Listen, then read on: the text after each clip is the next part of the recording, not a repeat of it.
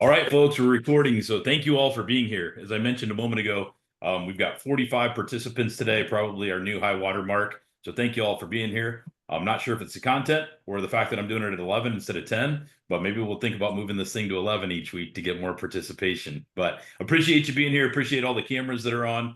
I'm going to record today's call because I do have a lot that I'm going to be covering. And really two topics I want to focus on. The first one being the new CRM rollout. I've talked about this in some limited groups, and we talked about it a little bit last week. So I'm going to share a little bit with you. I just came off a 90-minute call with the development team and our TVPs, and we spent a lot of time just kind of pouring through things and beginning to understand it. There's a lot more to come on that. And then secondary to that, I really want to do a deep dive into compensation, financials, and reports, and just help you guys understand kind of how you're paid and where you can go to access a lot of the numbers that are in our system. I say this regularly, but one of the early mentors in my career here at Health Markets, a guy by the name of Mike Burson, he told me that when you're in commission sales, there's two rules. The first rule is know your compensation. The second rule is work your compensation. And so I'm going to try to help you know and understand your compensation so you can work it. Or we could use the Holtze school of thought and just say, hey, I write business and they pay me money and it grows every year, right, Holtze? So I have heard him say that. But I want to start off. I'm going to share my screen here. For those of you who are in Indiana, you have seen bits and pieces of this. So I want to just flip over to my slideshow here. So we have formally announced within the last week here that we are transitioning our CRM platform to an organization called VanillaSoft. So we're going to continue to maintain our Agent Connect CRM, but it's going to be powered behind the scenes by VanillaSoft. If you're not familiar with VanillaSoft, they are an industry leader when it comes to CRMs and integrating into systems like ours. The contracts and everything have now been fully executed. And just to kind of give you guys a little bit of a timeline, if you're going to the celebration event in June, you will have significant engagement with VanillaSoft. We're going to have workshops and rollout meetings and all kinds of stuff going on in Austin. For those of you who are not attending Austin, that's okay. We're going to have an enormous rollout through July and August. So kind of the way things are looking right now is we'll roll everything out for sure, middle of June. There will be a pilot going before that. They're actually going to pilot with about 100 agents, and they're actually going to use one sales team so that they can see all the reporting and everything within that sales team. And then it looks like the actual launch is going to be in early August is the target date right now. So I know we're squeezing in before we get to, the crazy busy season. But I really voiced my opinion that if we get to September, it's too late. We should punt. So they're really looking at July, end of July, beginning of August as the rollout. If you've ever been through a rollout of technology, and I think this will be my 5th CRM rollout in 25 years, it never happens seamlessly, and so there will be some work to do. Health Markets is going to be communicating with us some things that we can do proactively to help clean up our existing CRMs, because we are going to be porting a lot of that data, all of that data over.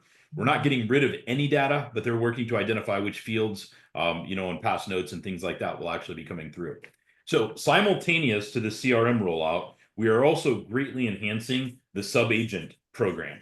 And they kind of go hand in hand because within the new VanillaSoft CRM, if you have a sub-agent who works on your team, it's going to work much more like an agency, where you as the agency owner, this career agent, will have the ability to set parameters within the system as far as what the sub-agents on your team can actually see. You can give them access to your full book of business, a partial book of business. There will be some guidelines and guide rails around what you want to do there. And so this is going to greatly enhance our ability to work with sub-agents on our team, be able to have line of sight into what they're doing, how they're doing it, their clients, all of those different pieces. So a couple of additional things that I think are worth mentioning. VanillaSoft is really excited. They had I think 6 of their developers, including some of their executive leadership team that were on this call that I just came off of.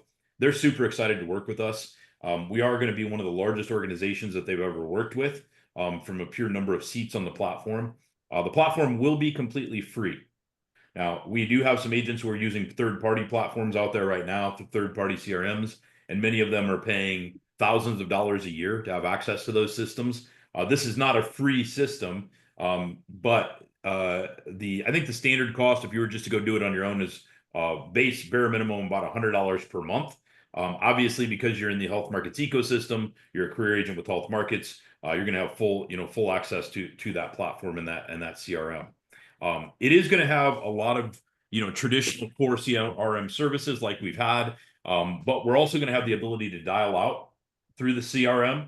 So we'll have VoIP numbers that can be dialed out, through that platform. We're going to have email and SMS communications, so text communications, drip campaigns, both on email and text. Right now, we don't have any drip text, capabilities. Some other things that are going to be kind of exclusive to health markets, because they are building out some things that are exclusive to us that normal VanillaSoft users won't have, but an interactive calendar, an appointment scheduling like Calendly or Full Slate, that'll be integrated, and then it'll integrate with all of our systems as well. One thing that I saw today, which I think is really going to be slick, is as you're working leads, you have the ability to call a phone number and have a pre-recorded series of voicemails, and you just click a button and it drops that voicemail and you move on to the next call.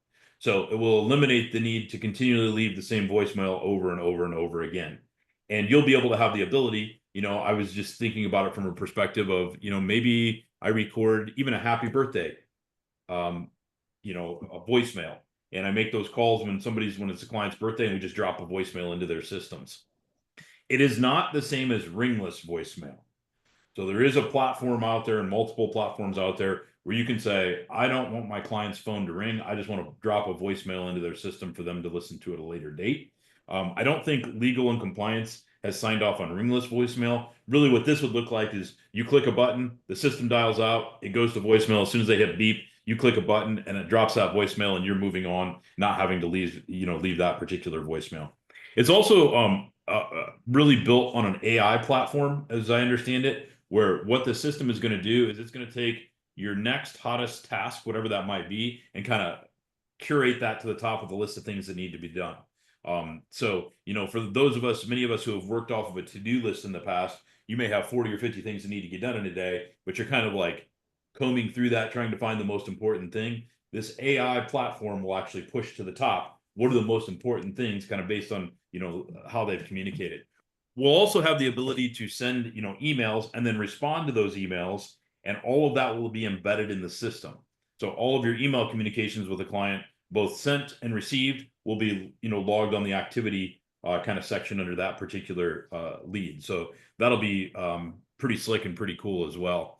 And then last but not least, it includes call recording.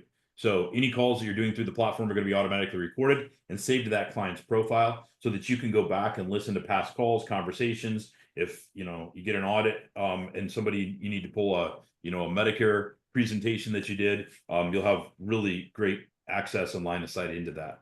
So I'm excited about it. I can't say I fully understand the entire platform. I have not yet played in it. One thing I'm going to do as a follow-up to today's call is I'm going to send you guys, I've got a couple of videos that I had pulled, both from the VanillaSoft website and then from YouTube. Actually, they're all from YouTube. But so just about 7 or 8 minutes worth of kind of overview. I will say the capabilities that they're going to have are going to be significantly more than what you're going to see in these videos. It's just kind of the basic flow and kind of how things look and work. But overall, I'm very excited. I did ask a lot of questions today on the call. Got some answers to a few things that a few of you had asked. Again, though, I'm not an expert by any stretch yet. So, but I am excited about this next phase. I think the biggest thing I'm excited about is we have a team of developers who are going to continue to hone and refine and tweak this system. We rolled out our existing system in 2017-ish, I think, and we did a great job building it out, and it was wonderful in 2017. But candidly, we didn't do a lot of development to it, right? We supported it, but we didn't do a lot of development or really push things forward on it. So before I move on, are there any like one-off questions you guys want to ask related to CRM rollout? Obviously, it's very early in the process, so this is more of a teaser or a tickler or kind of a preview of sorts. But I'd be happy to, if you guys have any specific questions, I'd be happy to try to address them.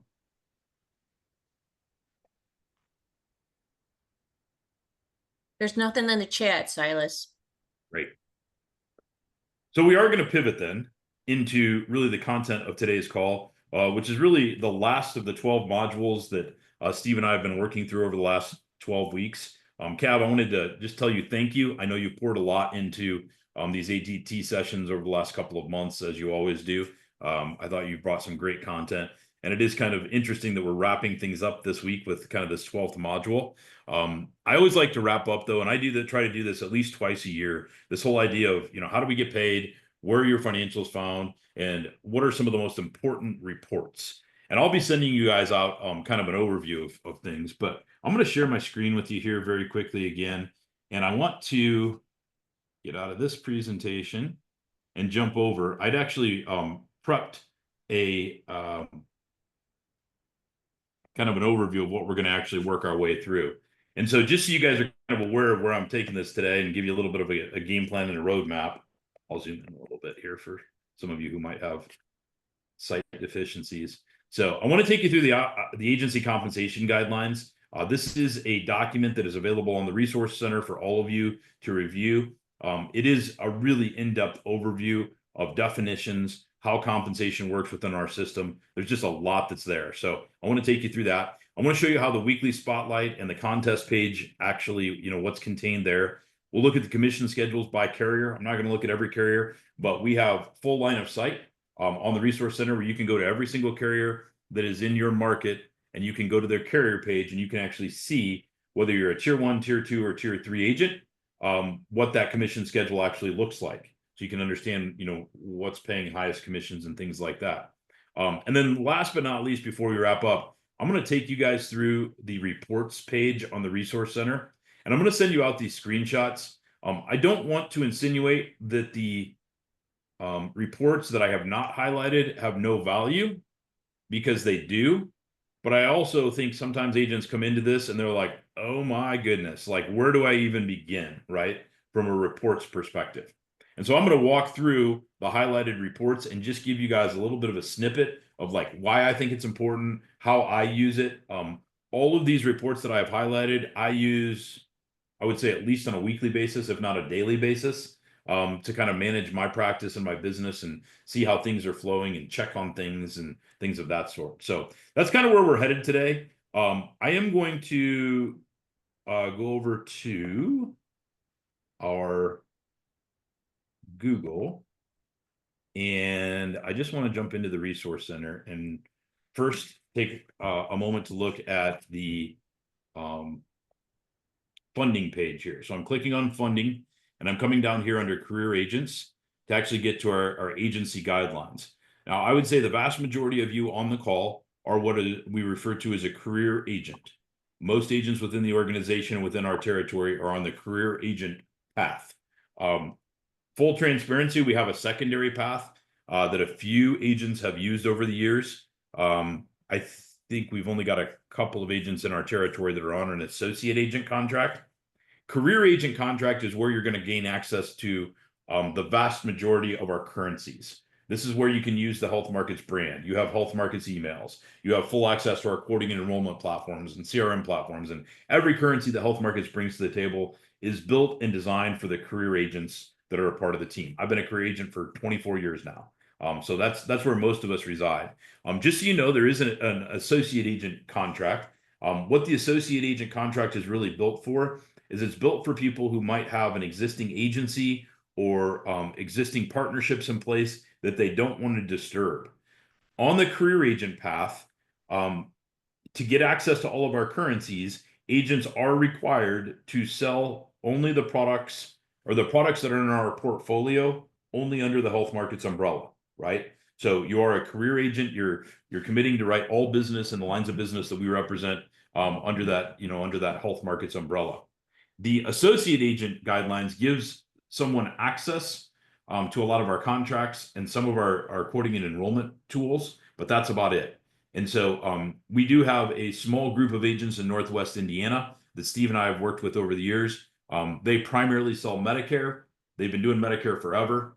When we met them, they did not have an outlet to sell ACA. They didn't sell life insurance, and they didn't have any way to sell supplemental insurance. They were all just going direct to carriers to enroll. They didn't want to disturb what they had built there. And so we decided to bring them in as associate agents to give them access to our full portfolio of products and give them some quoting and enrollment tools for those other lines of business. So that's kind of how we use that. And I just thought that was worth notating when you see most of you are in this career path.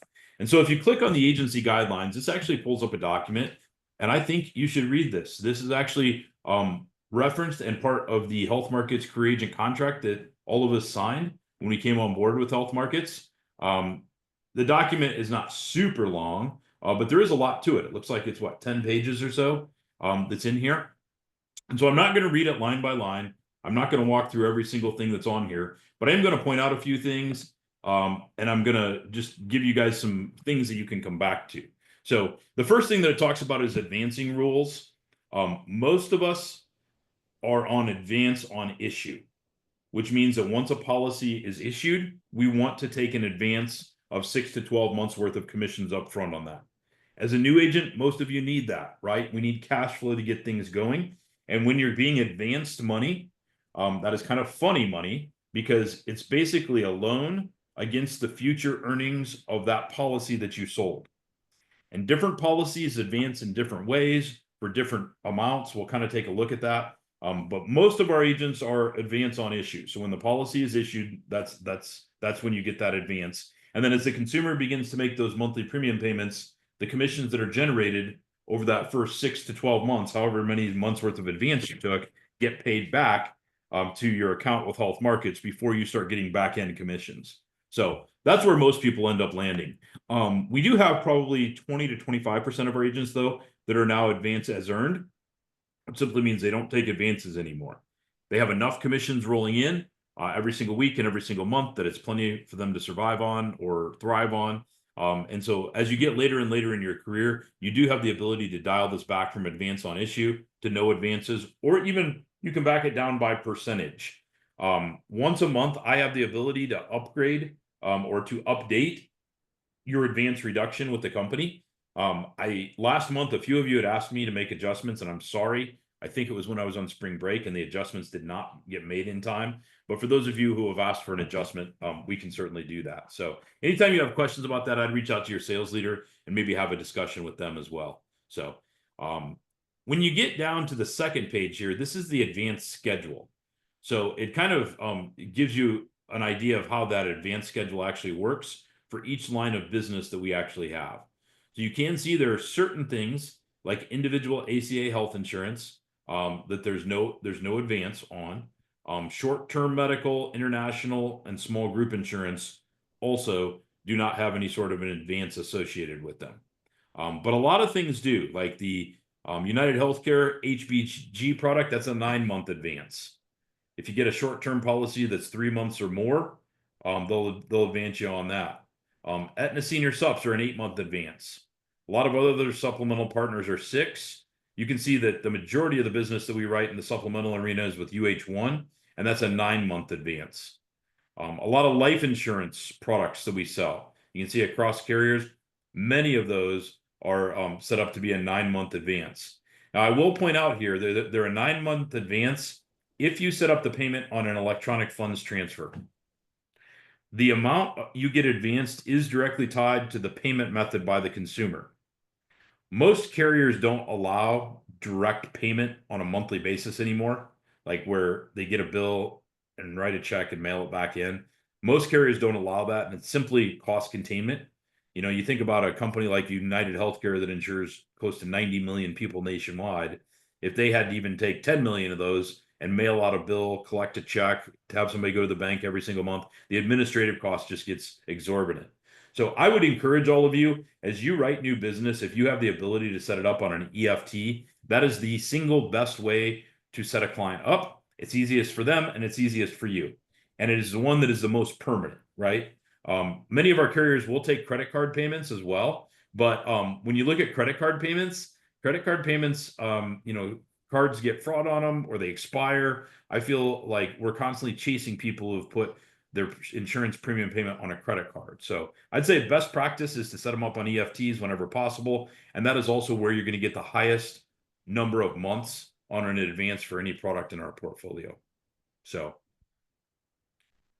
much of this stuff you guys are aware of. Obviously, errors and omissions insurance is something that we do require that that agents carry. Most of you have it through Health Markets. I think it's $33 or $34 per month. And it does have the necessary E&O. If you're a sponsoring agent and you have sub-agents working for you, you are required to go get your own E&O insurance, and it is far more expensive. I know, because I pay for it for myself and my staff. But if you are a sponsoring agent, you've got to go out and get your own. So that's kind of worth noting there. They talk here about your business rules around commissions. So I think most of you are aware of this, but to move from tier 1 commission levels to tier 2, you've got to hit 50,000 FYCWs or FYCRs. They're kind of one and the same. To get to tier 3, you've got to hit 115,000 rolling 12-month FYCRs or FYCWs, and tier 4 is 230 or greater. There is a growth factor on this, so this does move a little bit each year. And then they have details around how those tier change guidelines actually happen. The tiers do change at the end of each month. And what they're doing is they're looking at the last 12 months. So it's a rolling 12-month tally that they're looking at the end of each month. If you move from tier 1 to tier 2 or tier 3 to tier 4 in any given month, that just applies to new business that you write moving forward would be at that new commission level. And you can fall in and out of tiers too. We have agents sometimes that'll bounce in and out of tiers every few months if they're right on the line before they kind of get their footing and get well into that next tier. For those of you out there that are tier 1, I would just encourage you that getting to tier 2 should be like the primary focus. All right. We got to build a plan to get you to tier 2. Because once you get to tier 2, you're recognized as a professional agent inside of the Health Markets ecosystem. You get access to other bonuses and things that are available. And you get a pretty nice jump as far as the commissions that you actually earn on any new business moving forward. I'd say it's, once you get to tier 2, it's pretty easy to maintain it then, because you are getting paid a little bit higher commission on everything that you write from that point forward. So we don't really deal a lot with chargebacks, a whole lot. We don't technically have chargebacks that we bill in agents for. But we do, obviously, inside of our system, you have a Health Markets account that commissions are flowing into, advances and maybe chargebacks are being assessed inside of that account. And so it's not something that if someone cancels prematurely or dies prematurely or leaves you prematurely, that you owe a bunch of money back in the form of advances owed back in the moment. We don't work like that, but we do have this escrow account that money is ebbing and flowing from. And through the reports page, you have access to all of that.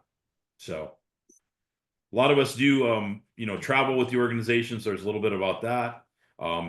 There is a small interest that is assessed on any debit balance that you have. So if you are taking advances, that money has a small interest rate until it's paid off. And the interest rate is 0.5% per month, which basically equates out to 6% annual interest rate. I think this is a wonderful thing, because what Health Markets is allowing you to do, regardless of your past credit history, is they're allowing you to come in and write business and use that business as collateral to get cash flow.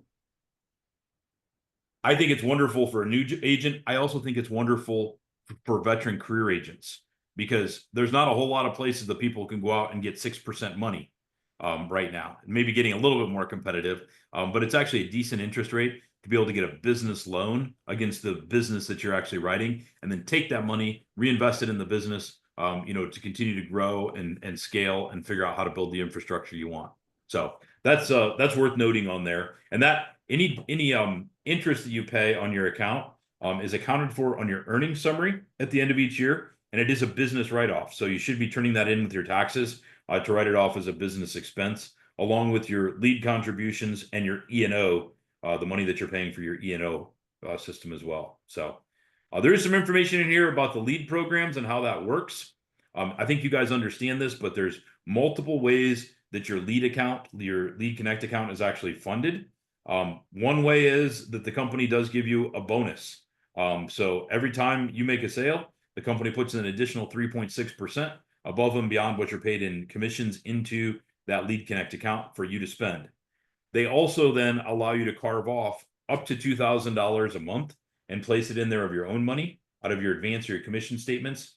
You can set that up on the profile page in the Resource Center. But when you do that, Health Markets will then match you 50 cents on the dollar up to a company contribution of $1,000 per month. So those are things worth maximizing. Those are free money. I have a little bit of heartburn because I looked the other day and we have over $700,000 sitting in our Lead Connect accounts. If you're a veteran out there and you got a balance in there, I'd tell you, let's figure out how to spend it, generate some revenue, which you can then invest and make investment returns on. So there is information in here about military leave, medical leaves, leaves of absence if you ever need to take them. Payment frequency is also highlighted on the agent commission guidelines. So we do get advances twice a week in the last working day of the month. We get commissions twice a week in the last working day of the month. And then for those of you who might be in a leadership role, you do have field leader overrides as well that flow. So there's a lot of times where we are getting 4 or 5 deposits in a single week as you're beginning to write business and things are actually flowing through. There are some nice definitions in here too. Everything that we do from a compensation perspective and from a like a career standing and a contest standing perspective really starts with the kind of internal measurement of first year commissions. And first year commissions are the actual commissions that are actually paid for those first 12 months that a policy is enforced for the first time with Health Markets. There's good definitions here. You guys see a lot FYCRs and FYCWs. These are basically exactly the same. First year commissions rewarded or first year commissions weighted. This is where Health Markets takes certain product lines and weights them a little heavier to be able to give a little extra oomph and a little extra incentive to sell those particular product lines. And I'll show you where that's actually at. And then renewal commissions are commissions that are actually paid for months 13 and after once a policy is actually in force. There is information in here about Medicare renewal commission payments and how those kind of flow. Shared sales and release of company appointments. If someone were to leave the organization, what that looks like are outlined in here. Fortunately, I have never had an agent in 19 years now that I've been a sales leader who's been terminated with cause. We have never done that. So I hope never to have to. But this kind of walks through suspensions, terminations with causes, trainings, vesting rules. I think this is worth understanding. So the way we work here at Health Markets is that once an agent has been with us for 3 full years, they are fully vested on all of their first year commissions and their renewal commissions. For any agent that's been here less than 3 years, every agent right out of the gate is fully vested on first year commissions, but renewal commissions are what are fully vested until you've been here 3 years. So once you've been here 3 years, though, we actually will pay that out. I will say this is, to me, one of the big currencies that Health Markets brings to the table that's uniquely different from other organizations in our space.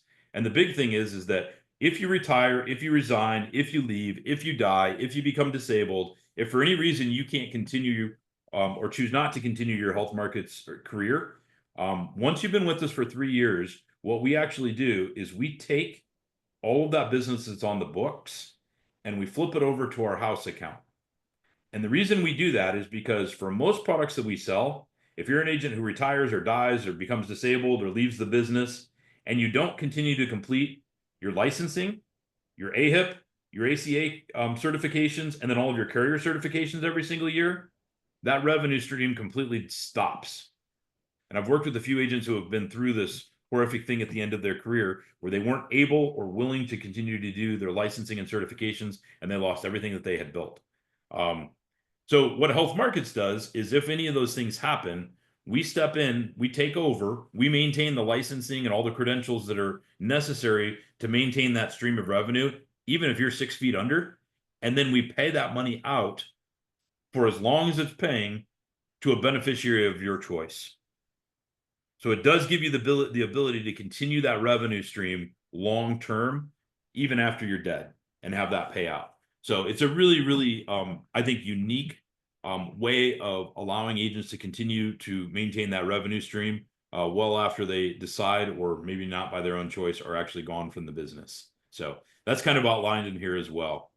They go over the weekly account analysis, which this is one of the reports, and these are some good breakdowns of kind of how things come in and out of your weekly account with the organization. You can read through the details on that. And then the last page on this agency guidelines is a breakdown of what the weightings are for FYCWs and FYCRs. They are the same. But when we take those first year commissions and turn them into FYCWs or FYCRs, there's a calculation that happens there and a weighting that's associated with that. You can see things if I scroll down here, like our United Health Supplemental and SureBridge and anything with Golden Rule and Family Heritage. And we don't have Tri-Term anymore, so that's gone away, are all 2.85 times weighting.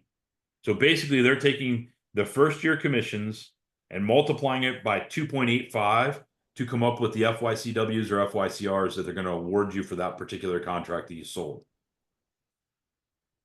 The nice thing about that is that it does actually, that's what comes up in the contest reports. That's what comes up in everything that, that we see from an internal contest perspective. That's your career agent milestones. That's your agent accelerator milestones for new agents. It's all of those things. As you scroll down through here, you can see most of our life insurance products are double weighting. I'd say the only thing that might be a little bit different is the United Health product is 2.85, so it's a little bit heavier weighting on that. And then when you get down into Medicare, most of our Medicare products are double weighting.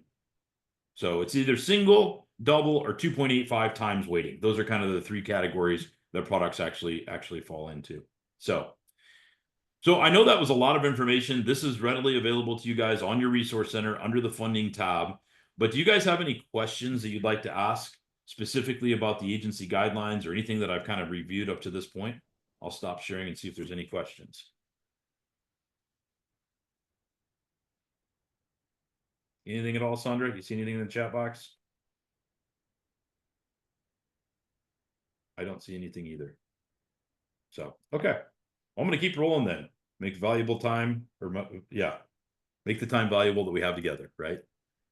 So the next thing I want to pivot over and talk a little bit about is when you come into the Resource Center and you click on the home screen of the Resource Center, you have the ability to go into this carriers page right here. And there's several ways you can access it, but I think the simplest is this icon right here at on the main screen. And if you click this, you can actually dive into every single state that we do business in. And I'm going to choose Indiana because that's where I live. And you can see all of the different lines of business that we have carriers to sell in. And if I come down here, say to life insurance, I can see these are all the different life insurance carriers that are part of my portfolio. If I come down to supplemental insurance, I can see these are all the different supplemental carriers.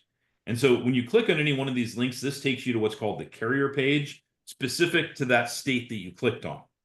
So I'm going to click on United Health One Golden Rule here. And when I come in here, this carrier page, anytime somebody asks me a question about a carrier, I'm like, go to their carrier page and do a little looking.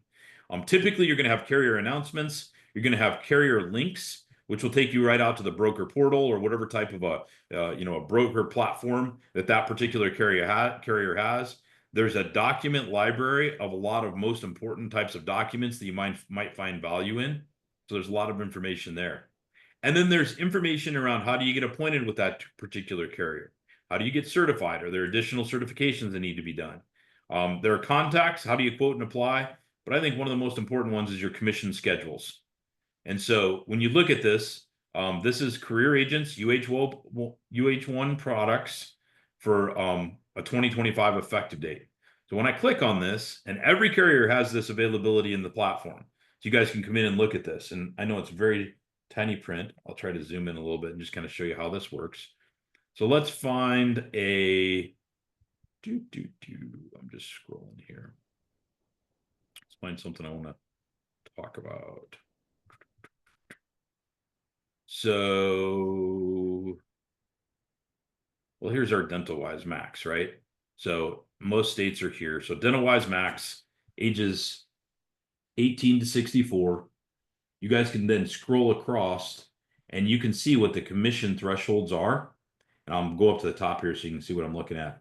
So basically what it tells you is it tells you the first year commissions. So this would be like your FYC's first year commissions, whether you're tier 1, tier 2, tier 3, or tier 4, what percentage are you paid at?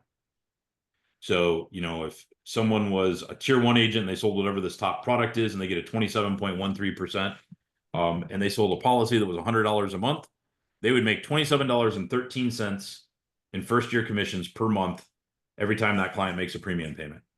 And then you can see tier 2, tier 3, and tier 4. And then you can also see ongoing residual commissions for years 2 through 5, 6 through 10, 11. Some carriers, only limit renewal commissions for a certain number of years. I know in the Medicare space, that might be a little bit more common. Some life insurance carriers will pay a huge amount of commission up front, but very little renewal or residual commission. I know Cav talked about last week in our Indiana call that we have a Transamerica product now that, what was it, Cav? Was it 110% first year commission? So they'll pay you 110%. So they'll pay you 10% more than what the client actually pays in premium in that first year. But then I don't believe there's any residual or renewal commissions after that on that life insurance product. So different companies build their compensation structure in different ways. But you have full transparency into that through that carrier tab on the Resource Center. So I wanted to make sure you guys were aware of that. For those of you who are in Medicare or getting into Medicare, Medicare is a little different animal as far as how it flows, and when CMS allows a carrier to release commissions for the year, and and many times when you enroll somebody in a new Medicare Advantage plan, you get an initial amount and then a secondary amount once CMS confirms that it was a new to Medicare Advantage. So there are some nuances on how the money flows, but all of these carrier pages with the carriers that you would be looking at do a really, really good job of kind of highlighting that and walking through that for you. So I just wanted to show you guys what that carrier page looked like and make sure that, with the carriers that you're appointed with, you should definitely be going in and looking through the carrier page and just kind of combing through it. Make sure you understand all the resources, the documents, the carrier links, all that kind of stuff, so that you're, a good representative of that particular organization. I'm going to now come over to the contest area here. So you guys can see contests. If I click on contests, a few things that I'll point out. The first big thing, if you're a new agent in your first 6 months, I don't want you to lose track of this Agent Accelerator program. I want to give Randy DeVries a personal kudos. You have done a great job, Randy, of working your way through the milestones on the Agent Accelerator program. I think you're on track to hit all of them with maybe one left. I haven't looked at it this week, but you've done a really great job, and there's some nice incentives, prizes, lead credits along the way. I will tell you, when you come into programs like this, there are also these other drop downs that you can look at for program details. So there's frequently asked questions, and then resources, and then down here oftentimes are the results. So I just wanted to make sure you guys were kind of aware of that. If we click back out to the contest page, though, there are a lot of different things going on at any given time from a contest perspective, inside of the greater Health Markets ecosystem. One thing that I want to just highlight is that on a weekly basis, Health Markets updates all of these contests, and a few of them that I just want to point out to you, just so you know where I go for some of the numbers. Like when you see Gary or Tyler or Derek or myself posting numbers in weekly meetings and things, we are either pulling those numbers from the contest year up here, or we're pulling them from the weekly spotlight.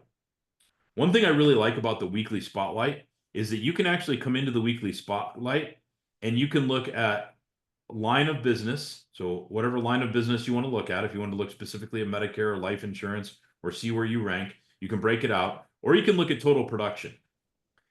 The thing that's nice about the weekly spotlight is that the weekly spotlight allows you to pick a start date and an end date. So you could say, I just want to look at this last week and see how I did as compared to all of my peers, either in my team or nationwide, as far as the number of FYCRs that actually posted, from a contest perspective. And so this is kind of where you build the report. Right now, this one it looks like it's built out to be just the last week of reporting. Is that right? Something's wrong there. Oh yeah, no, it's not the last week. It's the first week. So I could say, because our contest year begins on the first turn in March. So, if I wanted to look at everything that we've done in the first, 3, 4, 5, 6, 7, 8 weeks of the contest year, I would select the date that I wanted to start and then the date that I wanted to end. And I could click agent and I can display all hierarchy or my own hierarchy, and then I can run a report on that. And so if we look at this, if I run this report, the other nice thing about all these reports is once you run them, you can then export them out of the system into like a PDF or Excel. I like exporting them into Excel because then I can manipulate the data like I would any Excel form. You know, I can do Control F and search for things. I can sort. I can organize. I can delete columns. So a lot of what you guys will see in the like sales team meetings and the territory meetings, as far as when we're posting numbers, we're pulling all that data from here, exporting it into Excel, and then kind of bastardizing the data to make it look how we want it as far as the columns and the orders and things like that. You guys can see right now a few things. So this is this year's contest year. You can see Alex Wertentiles at the top, about 215,000 FYCRs so far this year. So in the first, what I say, 8 weeks, he's averaging a little over 100,000 a month of new FYCRs coming in. The first person that we have on here is Mr. Kevin McIntyre. Now, I am in my sales team deal here. So I'm looking, the ones that are highlighted are ones that are on my sales team. So I was thinking yeah, there we go. Derek's up here, number 25 in the country. You can see where he stands at about 76,000. Derek's on his own sales team. I'm sure Boverhoff, yeah, there's Gary Boverhoff, number 34 in the country right now. So I can come up here and I can actually search. Let's say I wanted to look like for Mabry. I click on that and it'll actually then search this particular report and highlight Mr. Mabry. It's loading it now. I'm moving a little bit slow, but I highlighted Mr. Mabry down here so I can jump to him if I'm looking for a specific one. Now, the other thing that I can do with this is I can export this into Excel, or Excel is probably the most appropriate thing to Excel to, you know, push something out into. So that's pretty cool. And, you know, what I'm showing now, obviously, is the first 8 weeks of 2025. I can actually go back and look at years clear back to 2010 if I wanted to look at the data over that time to kind of see how things flowed. Something else I'll show you here is that when you look at this, and I oftentimes will delete the initial FYCR and the adjustment FYCR column when I'm showing this to agents, but the initial FYCR column is what you were initially awarded as far as FYCRs were concerned, and the adjustment column is anything that fell off in the first 12 months. And this is always an interesting metric to look at because we do have a lot of top agents across the country. I'm not going to pick on anybody or point anybody out specifically, but you can see more agents have negative balances in this column than others, right? I look at, here's a good example. So Brett Bender, I know he writes really high quality business, and so he has a very low loss there. Some agents, when you look at it, they might lose a third or half of their business in the first 12 months, and that's accounted for inside of these FYCRs. You look at what Derek's doing, he's actually got a positive adjustment there. And one of the reasons that many of the agents on our team have positive adjustments is because we do write a lot of Medicare. Gary Boverhoff's in the same boat, positive adjustment. And then McIntyre's about even there. So really great numbers when we look at this. The reason that we get positives on this adjustment FYCRs is many times when we write a new Medicare Advantage plan, that first payment comes in and posts as the initial FYCRs.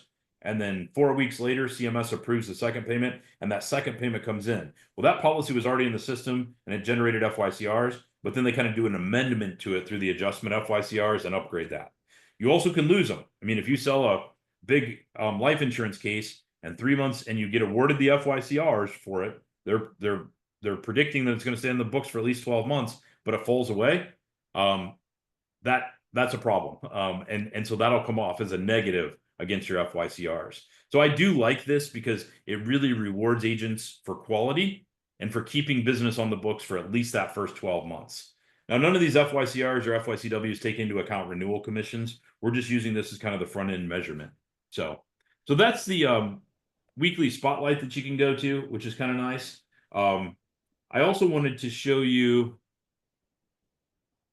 let's see if I can get back out to contests here. I wanted to show you where the contest year numbers were.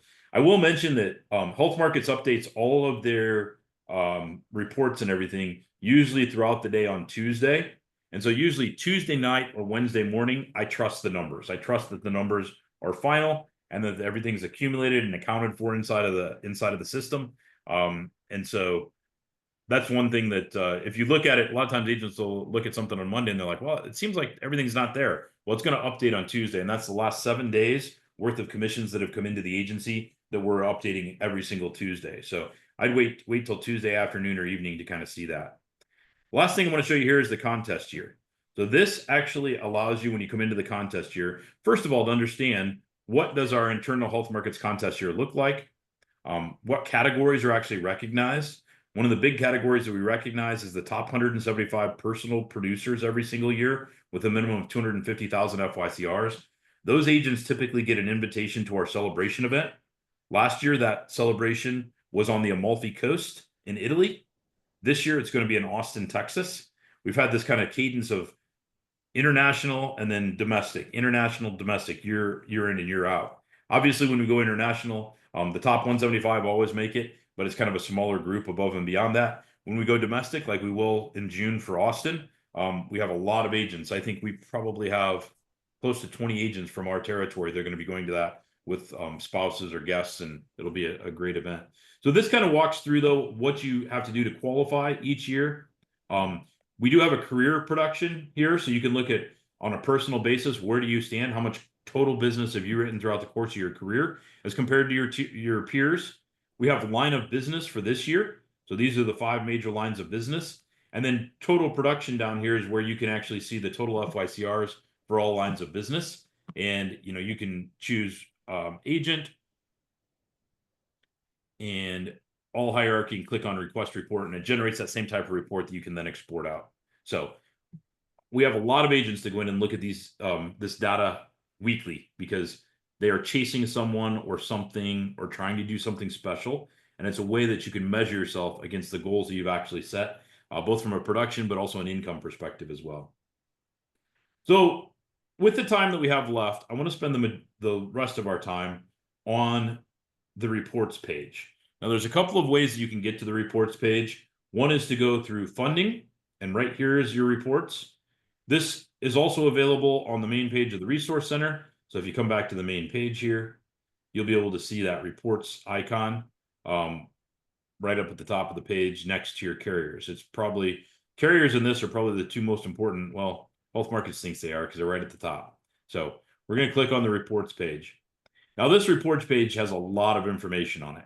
And so I'm going to try to whittle this down and break this down for you. I'm going to try to point out the ones that I think are most important. And then what I'm going to do after today's call is I'm going to send you guys a screenshot of these with the ones highlighted that I think you should go in and understand. So the first ones I'm going to point to are your license and appointments. This is where you can come in and see what Health Markets has on file as far as the state licenses that you have. And probably more importantly than that, what carriers you are appointed to sell in each state. When you're getting started in the business, those first couple of weeks as you're working with Rachel in the Haas program and you're submitting paperwork to get appointed with different insurance carriers, you want to be looking at this daily because it's going to show you who you're appointed to sell.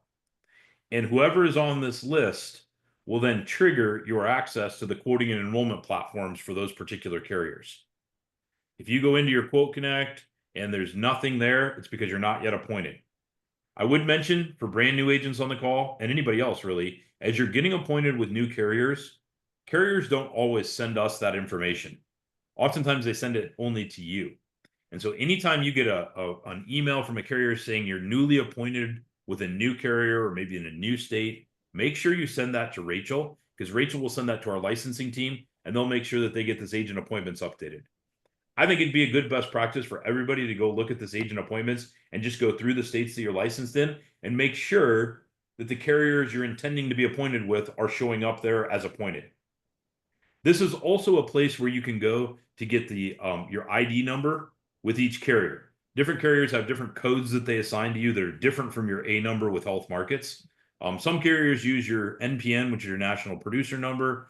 Other carriers assign you some random number. So oftentimes when you call into a carrier for service or you need something, they're like, well, what's your carrier code or your carrier ID? Well, that's all going to be found under the agent appointment side of things over here. So I wanted to quickly point those out to begin with. Next, I'm going to kind of walk through these reports. So I would say these reports are really broken up into 2 major sections, financial reports and production reports. So financials have to do more with the money, the cash flow, like what you're making, all of that. I'm going to show you a few things. Obviously, there's always a risk of opening reports like this that are very personal reports to each of you and to me. inside of a public setting where I'm broadcasting and recording. But I am going to show you a few things that I think you should keep an eye on. One of them is your advanced statement. So if we click on advanced statement, you have the ability to pick any date that an advanced cycle has been ran. And if you remember from the agency compensation guidelines, we do advanced cycles twice a week and then the last day of the month, right? So every single one that you could possibly think of is back here. Every advance, I mean, I think you can go back. I don't even know how far you can go back, but you'd go back to, looks like October 2009 and look at every single advance report that was ever generated on your behalf. I'm going to come in here and just look at this one. 414. What I would do is I would leave this as immediate and I'd click on request report. One thing I will just mention on some of these reports is that a lot of these reports are built in a way that there's multiple pages to them. So just make sure you're not just looking at the front page and saying, well, I'm not seeing what I want. Oftentimes, and if you export it to Excel, oftentimes there's multiple tabs at the bottom that you got to kind of go through to see the entirety of the report that you're actually running. So this is the advanced statement. I'll tell you the main reason I use this, because I don't even take advances anymore. If you are taking advances or you're not taking them, it's still valuable because this tells me about new policies hitting the health market system, right? The first thing that happens when a policy hits the health market system is it's tied to the agent and an advance is generated. Now, in my situation, you can see that I got an advance, it calculated an advance amount, but they did an adjustment detail because I have my advances reduced to negative 100%. So I don't take advances and they just back to back out. But the data is still here. And the big thing that I'm looking at is who are the members? Like, who is this person? So it looks like this is a United Health Medicare supplement plan that I actually sold. And then this is a DentalWise 2000. And so those on that particular advance cycle for that particular day, those are the two policies that hit the system. And I'll just tell you from 24 years of experience, I know that if the advance hits the system, that's kind of the first big thing, right? The carrier processed it, it got approved, it got effectuated, money was paid, and the feed from the carrier came over to Health Markets, and Health Markets was able to ascertain that I'm the agent and initiate that. Now, I know from this point, I'm pretty confident from this point forward, now that these policies are tied to me in my advance statement, that I'll get the residual revenue from that particular account. So I kind of check the box on these. So we do look at these each week and kind of keep track of, okay, that policy hit the advance cycle. So we know what's going on there. You guys can actually go in and look at this in more detail, though. Each one of you, have the ability to go in and look at your own advances there. So that's one thing that I think is really important to look at. And see, I'm earning my keep. What was that? I said, and see, I'm earning my keep. Those are my people's. For those clients of yours? Well, that's Yeah. what when you have a sub agent. So yes, great job, Sandra. And there's a reason why you make what you make. So thank you. You also have an advanced summary here. I don't look at the advanced summary too much, but that just allows me to take a summary of, like, if I wanted to look at all of March in one report, instead of looking at them individually, each advanced cycle individually, I could do that. I don't use that a whole lot. The bonus contest summary. This is actually a great one too, because you can actually run reports on this to see what kind of bonuses you have earned. So I can pick like 4/1 through 4/29. I can click on request this report, and it'll actually tell you what bonuses have actually paid out. Cab, do you mind if I share yours? Yours came up first before I scroll down. Do you mind if I share this? Go for it. Putting you on the spot here, but I didn't even ask him ahead of time. But this actually goes down through the different bonuses that Cav's received this last month. And it looks like he's received a total of almost $5,500 just in bonus income. So he got a top 100 producer bonus. He got a life submission kickstart bonus. And then he got our loyalty rewards, which is our ABC bonus for agents who, have been with the organization for a while. So it was a good month for Cav from a bonus perspective, but you guys have the ability to go in there and look at any dates you want and kind of be able to view exactly, what bonuses have flowed into your system so you can track those. And you can run it for the whole year too. So you don't have to look at this like each week or each month. You go in and run it for whatever start date and end date you want. There is a book of business report in here. I will tell you, I have found some inaccuracies in the book of business report. It is kind of nice because it does take all of your clients by carrier and kind of tells you who is on the books. But I will just tell you, like, I don't trust that book of business report with 100% accuracy. There are other things that I look at, like my CRM and things, to validate whether or not clients are on the books. This one I do want to point out. If you ever have a question about a specific policy and whether or not you've gotten paid on it, this commission details by policy report is gold. This is something that they put out there a while back. What you can actually do is you can search by any number of criteria. I'm just going to use my name. So I'm going to search all of my commission records by the last name Jessup. And what it's going to do then is it's going to pull in all the policies that are in my system or have ever been in my system where advances or commissions were generated, and with the last name of Jessup. And fortunately, 24 years in, most of my family trusts me with their insurance. And so I do have a lot of Jessups in the system, from my parents to my brother to myself, that actually flow through here. I'm looking up here at the top. It looks like things are spinning a little bit, so it's taking just a minute to run this particular report. But this is really nice if you're just like, I don't know if I got paid on one particular client, or you have a question about one. Instead of trying to comb back through the advanced statements or something like that, you can actually come in here and look at it. So let's see here. Which one am I going to pick? I will pick. Okay, this is a good one. So this is my little brother, Cabe. Back in 2015, he bought a Golden Rule Bronze HSA 100 from me. And so if I want to look at that particular policy, I would just select it. And then I'd come down here and click on Request Report. And what it's going to do then is it's going to pull up. Oh, that one doesn't have any data associated with it. So that must be an old enough policy that it's not showing anything. So let's look at this one. This is an uncle of mine that we actually put on Medicare supplement policy, a new Medicare supplement policy mid-year last year. So what this does then is it goes through and it shows me the effective date, the billing date, the health market statement date where it came in from the carrier, and what I was actually paid on that. It also shows me my FYCWs and kind of breaks down, what tier level I was paid at on each commission cycle that actually came through. So you can go in and investigate every single policy that you've ever sold on just a one-off basis. And that's a really great place. I have a lot of agents who they'll say, hey, can you check and see if I got paid on this particular policy? I'm like, go check your commission details by policy report. That is a wonderful place to kind of account for everything there. So wanted to point that one out. I also wanted to point out your commission statement. So, we have our advanced statements twice a week and on the last day of each month. We also have a commission statement. So advanced statements are advances on new business that you might be receiving. The commission statement is actually a breakdown of all of the commissions, both first-year commissions and renewal commissions that are actually flowing into your system.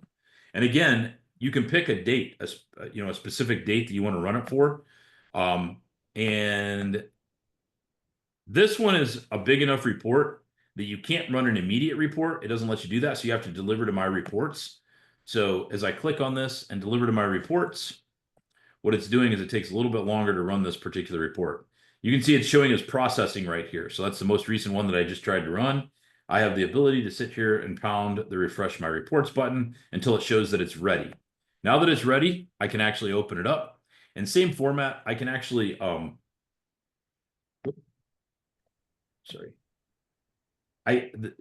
I'm running it this way, it's actually going to export everything directly into Excel for me. And it kind of gives me a breakdown of commissions that actually flowed. So it looks like on this last one, I had about $6,000 in commissions that actually flowed through. It kind of breaks down for me, where that's all at. And then as I flip through here, it has different tabs and it'll tell me which carriers paid. So I can see on here, CareSource obviously paid a large chunk on this particular commission statement, right? And it all flowed through. So I had about $59.50.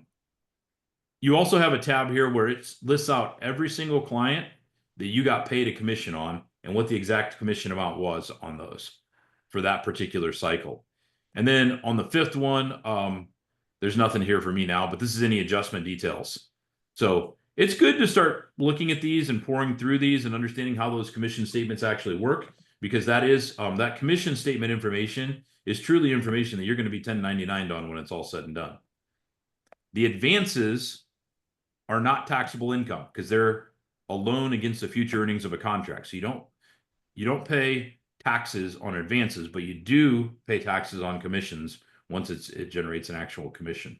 So I wanted to point that out to you as well. Earnings summary. This is one of my favorite reports because what this is this is an accounting, and you can look at any year you want. If you've been here more than 1 year, I would encourage you to take the past year, run it, print it, and then take this year, run it, print it, and line them up side by side so that you can actually see them. I'm going to go back and just pull a random like 2022 report. And the beauty of this particular report is this tells you this doesn't have anything to do with advances. This is all commissions. So this is earnings, right? And what it does is it breaks out by month and by line of business how much money you actually made. And so, like, if we look at this, here's Ambetter right here. Let's look at Ambetter. I sell a bunch of Ambetter. And you can see that I make about $4,000 a month off of Ambetter, depending on the month, and it does fluctuate a little bit.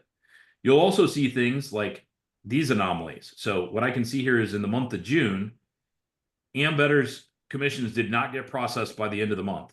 I don't know if that was Ambetter's fault or Health Market's fault, what happened, but then they all flowed into the next month. But you can begin to see what kinds of revenue streams you're generating off of different lines of business and what you're actually selling, right? Obviously, Ambetter was a big one for me in that particular year. I made about $51,000 on them over the course of time. And it looks like twice, actually 3 times. In June, August, and October, the commissions didn't get to Health Markets in time to get them processed for the month, so they flowed into the next month. And that does occasionally happen. I would also tell you that this particular report is nice. I'm not going to scroll down, clear down to the bottom and show you everything. But if you go clear down to the bottom, then it tallies everything by month. So you can see how much money you're making every single month. And this is like true commissions. It also loads in your bonuses and adjustments and things like that at the bottom. And then last but not least, at the very bottom of this report is an overview of some expenses that are deducted from your commissions and advances that are tax write-offs to you, but they're not going to show up any other place than on your earnings summary. And the big ones are your E&O insurance. So if you're paying $33, $34 a month, that's automatically sucked out of your commissions, but there's accounting for that at the bottom of this particular report. Any appointment fees that Health Markets pays on your behalf with carriers are listed there. And then any Lead Connect contributions that you're making. So I put $2,000 a month into my Lead Connect account out of my commissions and advances. That's accounted for at the very bottom of this particular report. And it gives me a breakdown. So I print this report at the end of each year and I turn it in with my taxes to my accountant. And I tell them all those expenses at the bottom of this report, they're kind of in a separate section, I need to be writing off as a business expense. And I usually have, I have the $2,000 a month, so that's $24,000. And then I might have another couple $100 worth of additional expenses that were just sucked out of my commissions or my advances. But I'll tell you, as you're, if you're in your first couple of years in the business or even later in the business, I think there's tremendous benefit in going in and looking at this particular report and saying, okay, what did I make in January of this year versus what did I make in January of last year? It allows you to start putting some data points together. Many of you can't see what a wonderful job you're doing, and you're so in the weeds that you don't understand the kind of trajectory that you're on. But I do it every January. I go in and look at last January and this January and say, okay, how much did my income increase? And it's always increased. And then at the end of the first quarter, I look at Q1 last year versus Q1 of this year and say, okay, how much did my income increase? This is no funny money, no advances, no FYCRs or FYCWs or anything like that. This is pure cash that was actually paid to you, which is probably the most important metric we need to be looking at, right? So that's a great report there, the earnings summary, and just go play around with it. I think you'll have some fun with that one. Silas, did you answer the question about how far back can you look at commissions? Is it just 24 months or? On what report? The commissions report. Which commissions report? Well, that's a Michelle question. I'm not sure which commissions report. Earnings summaries goes back. You can go back to, I think, 2009 maybe and see earnings summaries. Okay. On the commission statements, I think I went back to 2009 or 2010. On the commission details by policy, I think that'll go back. I don't think there is a limit, but 10 years plus, right? That you can go back on that. One thing I would say, and it is outlined in the commission or in the agency compensation guidelines, if you're going to dispute a commission, like you don't think you got paid what you deserved on something, which doesn't happen often, we track ours really, really close. And last year, I can tell you 96% of the policies that I wrote got paid out as they should have. 4% something was off. Sometimes it was the carrier didn't have a right agent code, or there was something, that just didn't flow appropriately from the carrier to Health Markets, and I had to ask some questions. So it's a very small percentage, but there is a percentage, that something happens in the process of getting it over from the carrier, or it comes over from the carrier without an agent number on it, and Health Markets doesn't know where to apply it. So those things do happen. I think they give you, it's either 18 or 24 months to dispute something that you think is in error, right? You can't go back and find something and say, hey, Health Markets, I want you to fix this from 5 years ago. They're just not going to go back that far. They don't even have oftentimes the ability to go back in the carrier systems and figure out unravel what happened, more than 18 to 24 months ago. So that might answer the question that she had a little bit too. A few other final reports I just want to mention.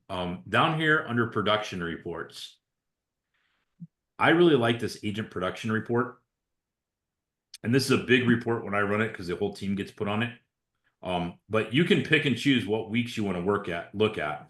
And this is working off of a calendar year, not our contest year. Our contest year runs from March 1st through February 28th. Obviously, the calendar year is the calendar year, right?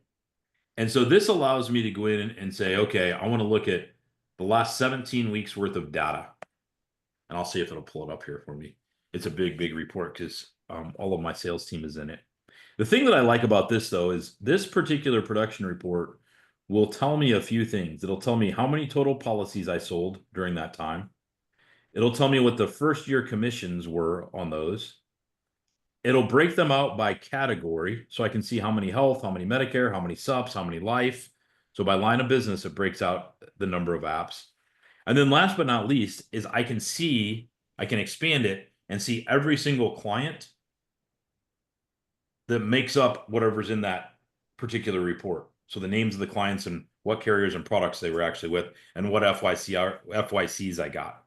So this report does not give you FYCRs. It doesn't give you advances. It doesn't give you FYCWs.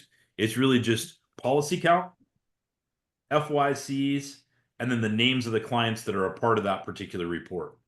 So it is a fun report to look at and just kind of go back and look through. I think it's interesting to go back and look at a month's worth of data and just say, okay, because you can go in there and pull that report and you can see, what does your cross sell look like? So you sold, 15 ACA policies, but only 6 supplemental policies. Well, I think that's an opportunity to say, why am I not cross-selling at least 100%? Why am I not selling at least one supplemental product to every ACA enrollment that I do? You can see your life insurance, you can see your Medicare as well. I will tell you, for those of you in Medicare, when you look at the Medicare column on the agent production report, if you're selling a Medicare supplement and a Medicare prescription drug plan, that counts as 2 apps because it technically is 2 apps, right? So sometimes that number seems a little bit inflated. I'm like, really? Do we write that many? Then I'm like, okay, so every MAPD counts for 1, and then we got our med subs and our PDP plans, that count for 2 apps each time you do that. So that app count might be a little bit inflated if you're someone who sells a lot of med subs. So it looks like it's going to take a long time to run this report, and I want to be sensitive to all of your time, so I'm not going to run that. 2 more I want to show you. This one is one of my favorites. It's FYC production history. And the reason I like this report is because it gives you a running tally of what you have done over a lengthy period of time, or you can look at a short period of time too. But let's see here. I want to do today. So I'm running this basically for the last, 15, 16 months. And I'm going to run this particular report. And I think it's alphabetical. So I think Blackator is going to come up before Cavajola. So I'll show you guys this report. I really like this report because if you remember, our tier levels are based off of our rolling 12-month FYCRs, right? So for me, the thing I like about this report is that I can go look at the last 12 months and I can look at, because I know at the end of April, my April production from 2024 is going to fall out of that calculation. And so I can start looking at April, May, June of last year and see what kind of a number, FYCR number, do I need to be replacing to gain traction and push my rolling 12-month FYCR total, higher and higher. So I really like that particular piece of it. Actually, Armstrong comes before. Cav, do you care if I pop to you on this one? I know you've got good numbers in here. You all right with that? Yes, sir. Thank you. So I'm just going through until I get to Mr. Cavajola, which shouldn't be too deep in the alphabet. I'll tell you something else I like about this report is that it gives you the ability to see how well you're cross-selling. So this is Steve Cavajola's agent production report. And what we're looking at here is this is January of 2024, right here, up to April of 2025. And as I look at this, a few things jump out of me. First of all, this is his rolling 12-month FYCW column. So this is the column where at the end of each month, it determined what tier level he was going to be paid out for the next month. Now you can see he was tier 4 all the way through. So no movement there. But one thing I would really compliment Cav on is, so last year at the end of January, he was at 303,000 rolling 12-month FYCRs. This year at the end of January, he was at 354, which that's, what is that? 16, 17% increase year over year as far as the rolling 12-month FYCRs. So that's pretty awesome to see. And you can see in those months, it's kind of interesting because remember, FYCs are first-year commissions. And then when the weightings for whatever product you sold get applied, those turn into your FYCWs. So, I look at this, obviously Medicare figures heavily into the month of January for all of us.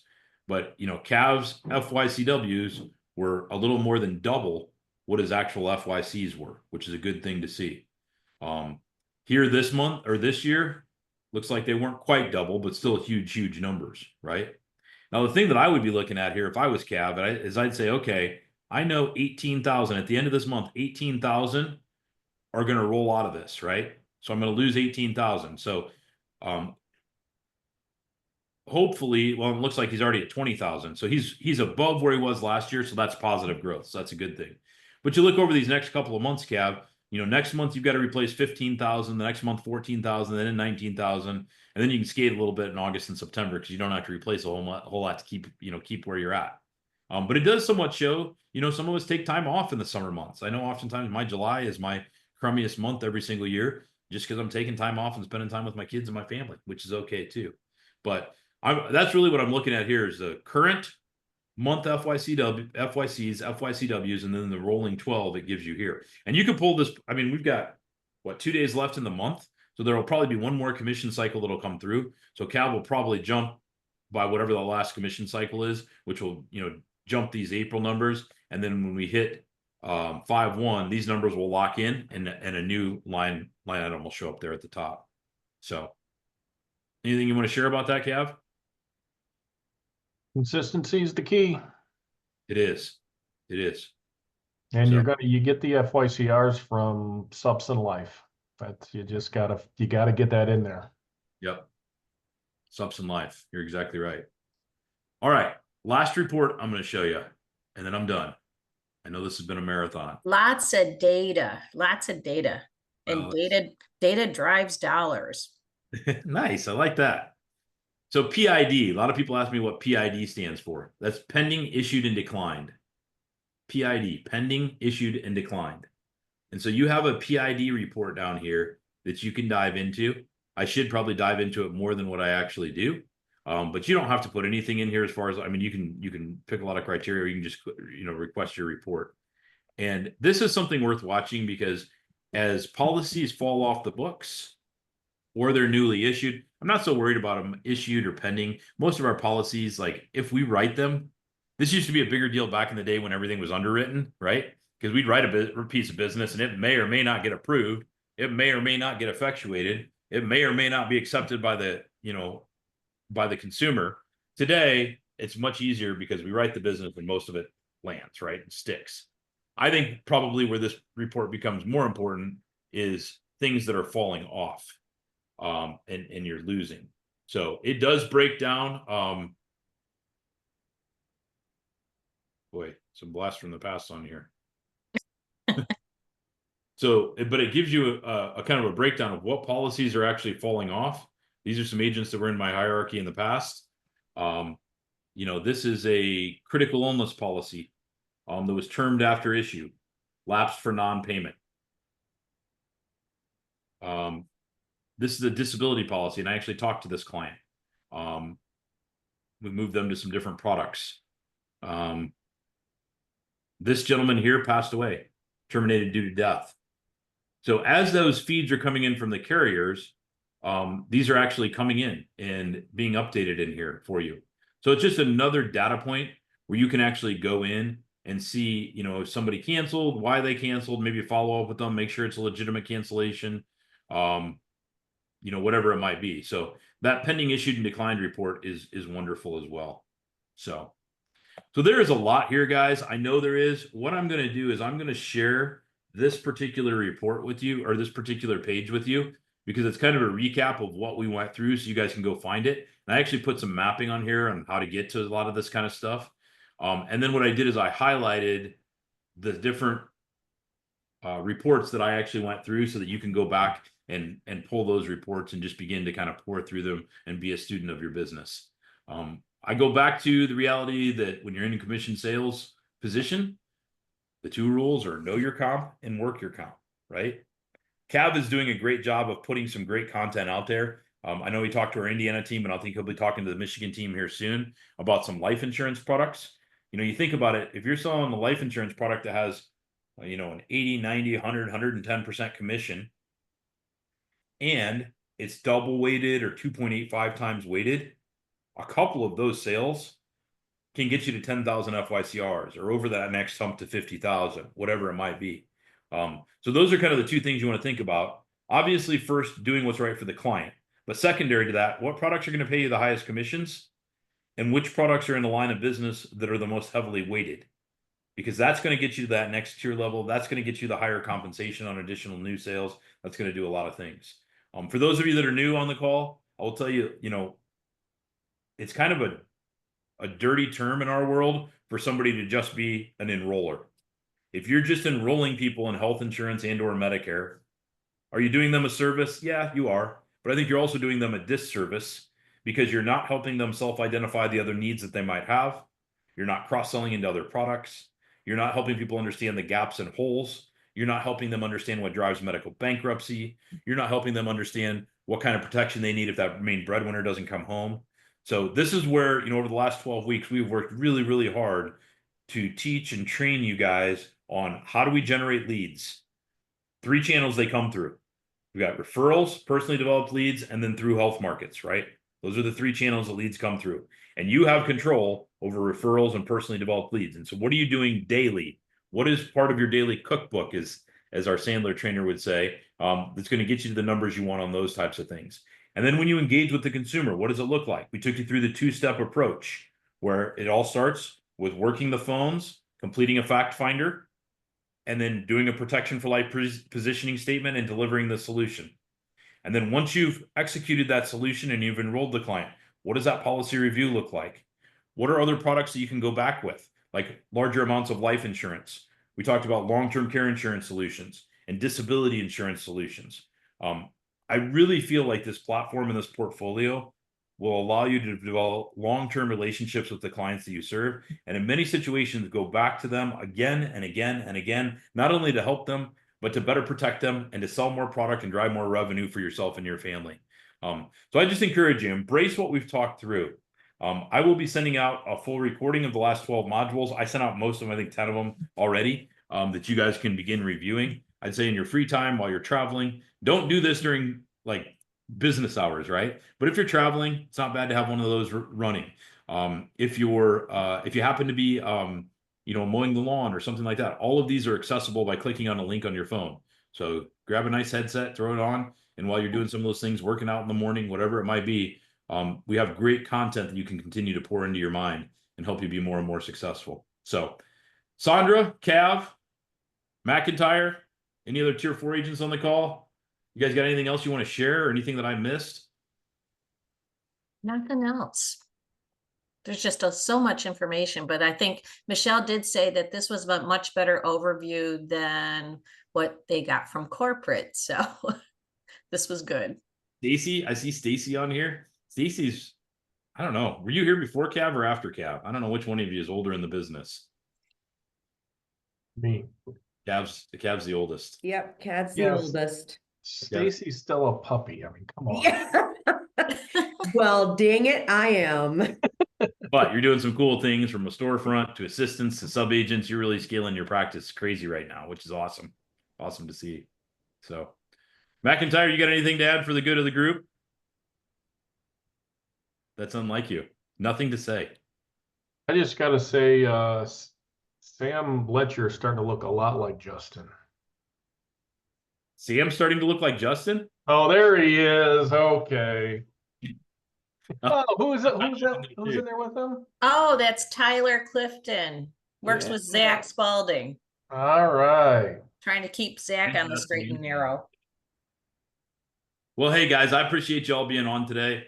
Cav and I are going to recalibrate for next week. We got to figure out what the heck we're going to do next week. We don't have a prescribed module for next week, so we'll come up with Send us some suggestions on what you guys could use. Yeah, we'll be getting into our summer speaker series here in a couple of weeks, maybe a month or so.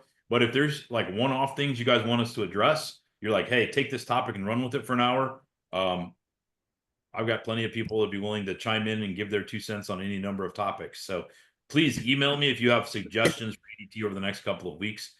We're probably going to spitball some things and do some one-off stuff.